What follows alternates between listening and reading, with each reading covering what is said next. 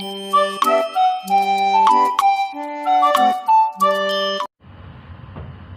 friends, welcome on the channel Chemistry with Vanshika. So today I am here with the fifth part of multiple choice question series of organometallic compounds. So आज के इस lecture में हम discuss करेंगे organometallic compounds के some more questions के बारे में from 41 to 50. So here it is the last part of all lecture series of organometallic compound multiple choice questions. तो चलिए स्टार्ट करते हैं question number 41 which is structure of FeCO whole 5.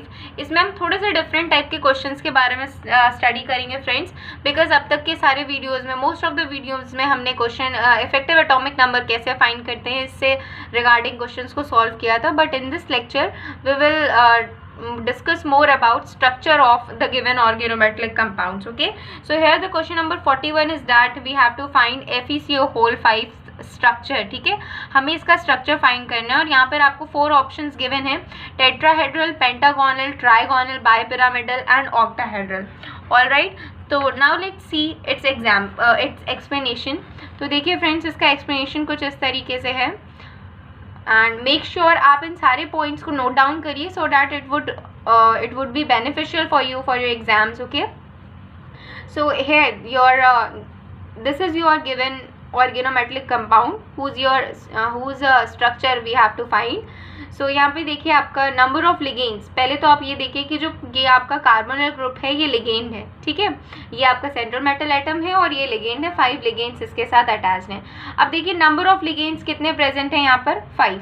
Alright, number of ligands यहाँ पर 5 present हैं. अब देखिए क्या होता है कि आपको ये चीज़ें लर्न करनी है कि कितने नंबर ऑफ लिगेंड्स पे क्या ज्योमेट्री होती है और क्या हाइब्रिडाइजेशन आता है. ठीक है, तो यहाँ पर देखिए नंबर ऑफ लिगेंड्स आपके 5 हैं. तो अगर कभी भी आप देखिए कि नंबर ऑफ लिगेंड्स आपके 5 होंगे तो उसकी ज्योमेट्री हमेशा कैसी होगी? Trigonal bipyramidal. ठीक है, और इसका हाइब्रिडाइजेशन कितना होगा? sp3d. Okay, so the correct option of question number 41 will be as like this. Okay, 41 which is, देखिए क्वेश्चन नंबर 41 में स्ट्रक्चर आपको बताना था तो इसमें 5 लिगेंड्स अटैच्ड हैं. ओके, तो इसका करेक्ट ऑप्शन होगा trigonal bipyramidal. Alright, now moving towards the next question which is structure of NiCO whole 4. तो देखिए इसमें भी आपके 4 ऑप्शंस गिवन हैं. तो let's see its explanation first. तो इसका एक्सप्लेनेशन कुछ इस तरीके से है कि NiCO होल 4, देखिए यहाँ पे आपके नंबर ऑफ लिगेंड्स कितने हैं? 4.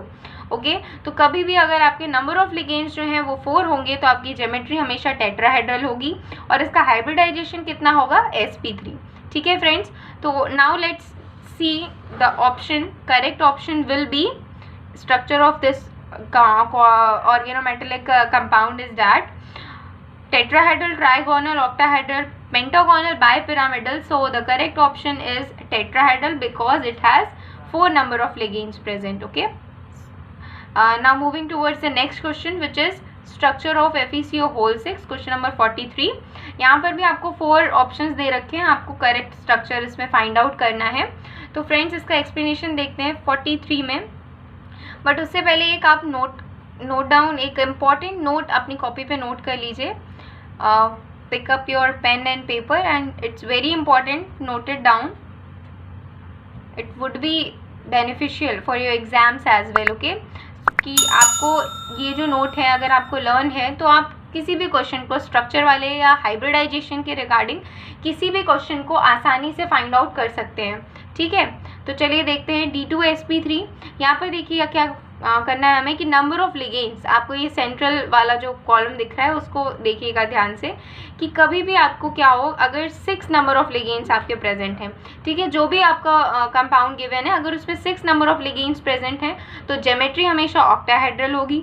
अगर कभी और ज्योमेट्री इसकी ऑक्टाहेड्रल होगी एंड अलॉन्ग विद इट उसका जो हाइब्रिडाइजेशन होगा वो D2sp3 होगा.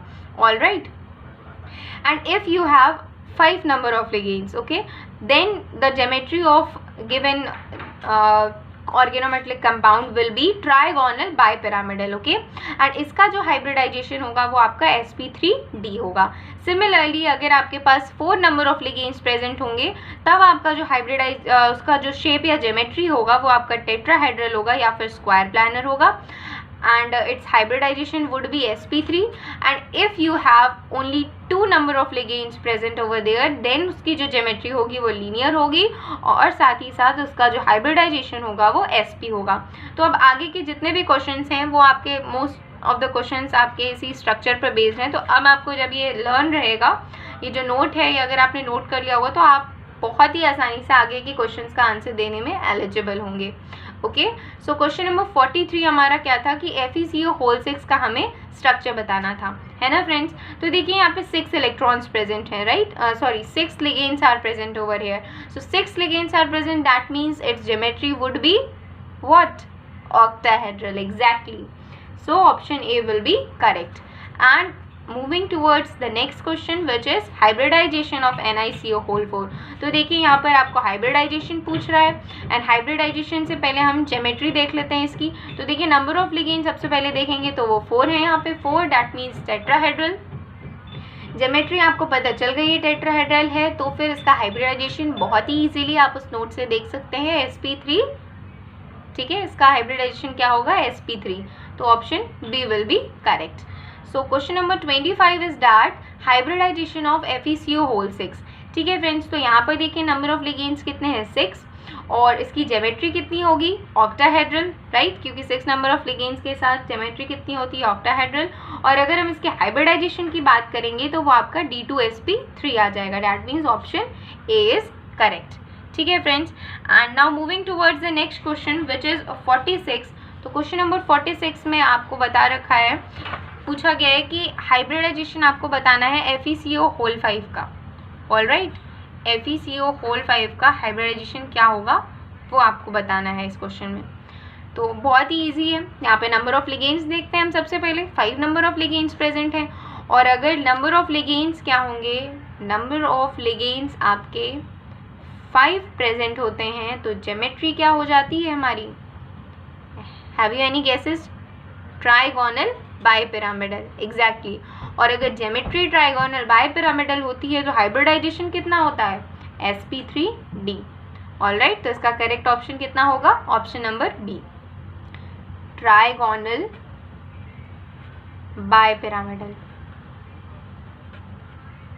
क्या आपको याद रखना है, ऑलराइट।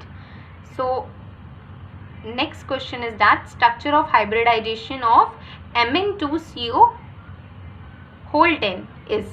अब देखिए ये क्वेश्चन आपका थोड़ा सा उससे ट्विस्टी है, पर ये भी बहुत इजी है, हम इजीली इसको सॉल्व कर लेंगे 47 नंबर क्वेश्चन को। इसमें इसका हम लोग सबसे पहले इसका थोड़ा सा एक्सप्लेनेशन देख लेते हैं, और एक्सप्लेनेशन कुछ इस तरीके से होगा, इसका स्ट्रक्चर भी देखेंगे साथ में ही हम लोग। देखिए हेयर ये आपका गिवन ऑर्गेनोमेटलिक कंपाउंड है, ठीक है। यहाँ पर देखिए इसका स्ट्रक्चर आप फॉर्म करेंगे तो मैंगनीज के 2 जो एटम्स हैं वो प्रेजेंट हैं, यहाँ पर मैंगनीज है, यहाँ पर भी मैंगनीज लिख लेते हैं। देखिए सेंट्रल में क्या हम 2 कोबाल्ट को ले रहे हैं, उसके साथ इसके कॉर्नर्स में आप देख सकते हो यहाँ पे कोबाल्ट हम और अटैच कर देंगे। तो आप जब इन्हें काउंट करोगे तो 1 2 3 4 5 1 2 3 4 5 that means Mn2 and CO whole 10, ठीक है। ये आपके लिगेंड्स हैं CO। अब यहाँ पे देखिए हम क्या करते हैं, इस टाइप के क्वेश्चंस में हम 2 को ना लेकर, क्योंकि हम हमेशा क्या करते हैं पर मैंगनीज, जैसे कि अगर हमें 2 मॉलिक्यूल्स दे रखे होते तो हम क्या कर देते हैं, इफेक्टिव एटॉमिक नंबर भी हम पर मैंगनीज का फाइंड करते थे, ठीक है। मतलब जो पर एटम होता है उसका हम जो भी हमें चाहे इफेक्टिव एटॉमिक नंबर फाइंड करना हो या फिर स्ट्रक्चर के रिगार्डिंग अगर हमें कुछ भी फाइंड करना हो तो हम ये देखते हैं कि सिंगल एटम को हम लेते हैं। तो सिमिलरली अगर आप एक मैंगनीज को लेंगे या देखेंगे तो इसके साथ आपके 6 कोबाल्ट देखिए 1 2 3 1 2 3 दैट मीन्स 6। इस सिंगल मैंगनीज के साथ 6 कोबाल्ट जो हैं वो अटैच्ड हैं, that means 6 number of ligands हैं। तो उसकी ज्योमेट्री कैसी हो जाएगी, octahedral, and along with it इसका हाइब्रिडाइजेशन कितना हो जाएगा, sp3d2। So the correct option of question number 47 is that what, option number B which is octahedral sp3d2, all right. अब देखिए फ्रेंड्स क्वेश्चन नंबर 48 क्या है, ऑल मोनोन्यूक्लियर कार्बोनिल्स हैव। अब देखिए जितने भी मोनोन्यूक्लियर कार्बोनिल्स होते हैं उनके पास ये पूछ रहे हैं कि किस टाइप का बॉन्ड होता है। तो ये आपको क्वेश्चन याद करना है कि याद रखना है कि जितने भी मोनोन्यूक्लियर कार्बोनिल्स होते हैं उनके पास हमेशा लीनियर मेटल कार्बोनिल बॉन्ड होता है, ठीक है। So option A will be correct, okay. Thereafter next question is that hybridization of Al to CH3 whole 6. तो इसका भी explanation एक बार देख लेते हैं हम लोग. Explanation is somewhat like this. ये देखिए, आप पहले इसका स्ट्रक्चर फॉर्म करिए. तो 2 एल्युमिनियम हमने ले लिए, उसके साथ ही हमने जितने भी इसके लिगेंड्स थे CH3 वो अटैच्ड कर दिए. अब देखिए हम क्या करेंगे, पर एल्युमिनियम एटम को लेंगे. तो दैट्स वाई आपके सिंगल एल्युमिनियम के साथ 1 2 3 4 लिगेंड्स अटैच हैं. तो नंबर ऑफ लिगेंड्स अगर 4 हैं तो ज्योमेट्री आपकी कौन सी होगी, tetrahedral. And along with it इसका जो हाइब्रिडाइजेशन होगा वो कितना होगा, sp3. तो सिमिलरली दैट्स वाई जो करेक्ट आंसर होगा आपका क्वेश्चन नंबर 49 का वो कितना होगा, हो जाएगा sp3. Okay, so that means option C is correct. Last question is that bonding between lead C2H5 in organometallic complex lead C2H5 whole twice is, इस टाइप के ये जो आपका बॉन्डिंग है इसमें आप मतलब कौन सी बॉन्डिंग इसमें प्रेजेंट है आपसे ये पूछा जा रहा है. तो आपको याद रखना है कि हम यहाँ पर जो बॉन्डिंग है वो आपकी कोवेलेंट बॉन्डिंग प्रेजेंट है. कौन सी बॉन्डिंग प्रेजेंट है, covalent. That means option A is correct. Okay, so friends, if you have any question regarding the lecture, regarding any question, you are free to ask me in the comment section. Till then, thank you, bye bye.